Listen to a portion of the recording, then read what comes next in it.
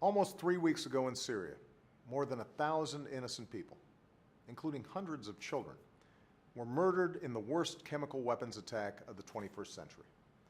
And the United States has presented a powerful case to the world that the Syrian government was responsible for this horrific attack on its own people. This was not only a direct attack on human dignity, it's a serious threat to our national security. There's a reason governments representing 98% of the world's people have agreed to ban the use of chemical weapons. Not only because they cause death and destruction in the most indiscriminate and inhumane way possible, but because they can also fall into the hands of terrorist groups who wish to do us harm. That's why last weekend I announced that, as Commander-in-Chief, I decided that the United States should take military action against the Syrian regime. This is not a decision I made lightly. Deciding to use military force is the most solemn decision we can make as a nation. As the leader of the world's oldest constitutional democracy, I also know that our country will be stronger if we act together, and our actions will be more effective. That's why I asked members of Congress to debate this issue and vote on authorizing the use of force. What we're not talking about is an open-ended intervention. This would not be another Iraq or Afghanistan. There would be no American boots on the ground.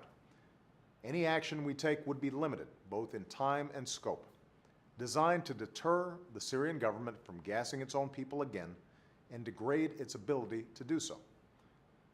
I know that the American people are weary after a decade of war, even as the war in Iraq has ended and the war in Afghanistan is winding down. That's why we're not putting our troops in the middle of somebody else's war. But we are the United States of America. We cannot turn a blind eye to images like the ones we've seen out of Syria. Failing to respond to this outrageous attack would increase the risk that chemical weapons could be used again, that they would fall into the hands of terrorists who might use them against us, and it would send a horrible signal to other nations that there would be no consequences for their use of these weapons, all of which would pose a serious threat to our national security. That's why we can't ignore chemical weapons attacks like this one, even if they happen halfway around the world.